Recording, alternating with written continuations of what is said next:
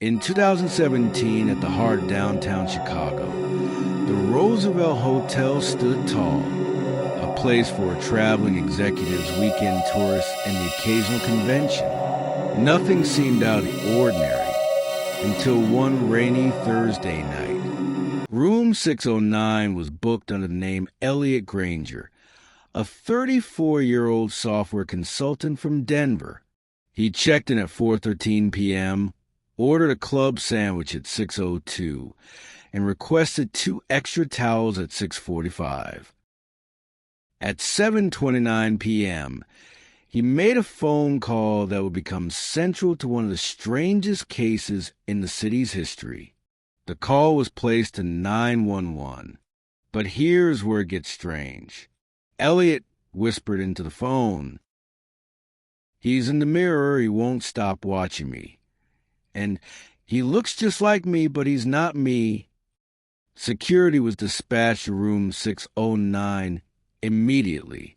They knocked. No answer. They unlocked the door. The room was empty. No signs of forced entry. No damage. Just a half-eaten sandwich, 2 damp towels, and Elliot's phone on the nightstand.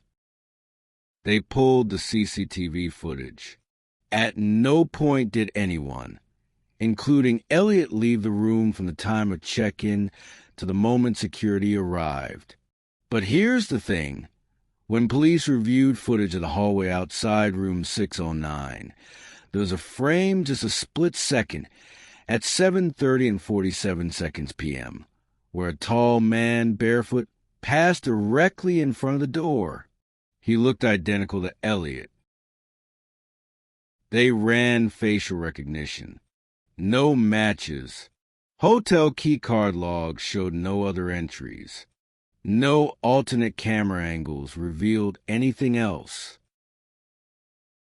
When Elliot's family was contacted, they were devastated but also confused. Elliot, they claimed, had a twin brother, Mason, who had died 9 years earlier in a car crash. Mason was known for being unstable.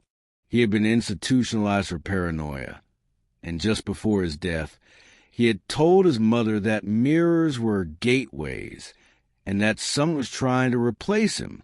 The case went cold. But a maid cleaning room 609 discovered something wedged behind the mirror, a torn piece of paper with the words, "It's not me in the reflection." 1 week after Elliot's disappearance, a detective went to room 609 to investigate. While pointing the touch at the mirror, the detective noticed something shocking. There was an opening behind the mirror. Police were immediately called.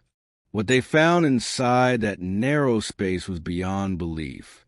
It was a makeshift chamber, no more than 4 feet wide, lined with camera equipment, a mattress, and hundreds of photographs taped to the walls. Every photo was of Elliot Granger, eating, sleeping, standing in front of the mirror, each from an angle that no visible camera could have captured. In the chamber, there was a blood-stained bed. DNA was taken from the bloodstains on the mattress. It was Elliot's DNA. This points to the fact that Elliot was abducted, injured, and kept in that chamber. But by whom? No one knows. Worse still, a set of journals was discovered, written in erratic handwriting. Page after page read like the ravings of a disturbed mind. He knows I'm watching, but he still thinks I'm not real. Every reflection is a doorway. I just need him to stop resisting. I almost have his face. Once I wear it fully, I'll be free.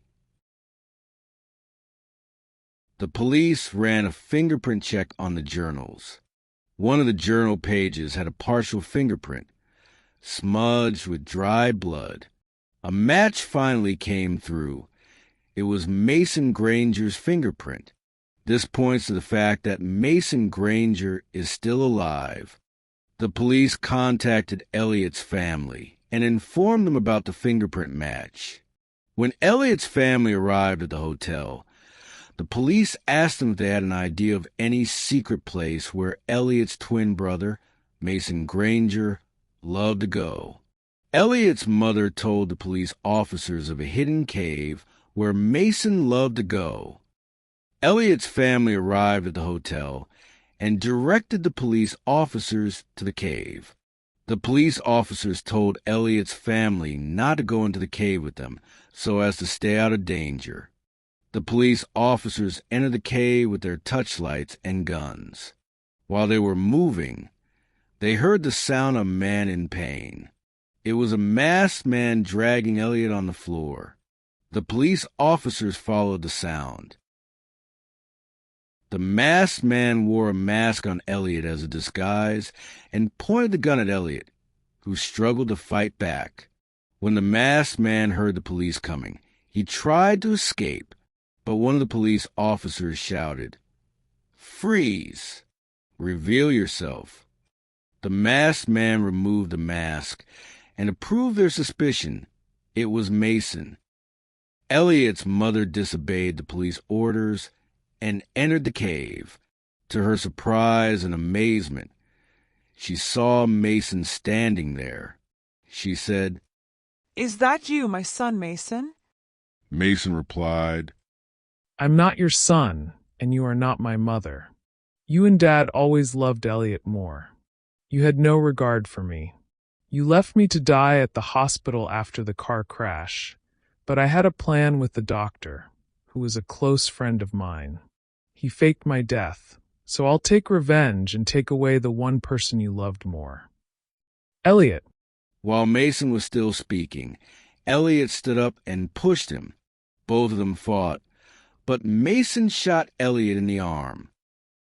Seeing this, the police officers shot Mason in the chest, and Mason fell to the ground and died. Mason's mother carried him in her arms and cried aloud. Police carried Mason's body from the cave, and Elliot left the cave with his mother. Room 609 was renovated, and the opening wall was sealed. No mirror was placed in that position any longer. Like this story? Subscribe to this channel for more real-life legal shockers, courtroom twists, and unbelievable crimes. Until next time, stay sharp, stay curious.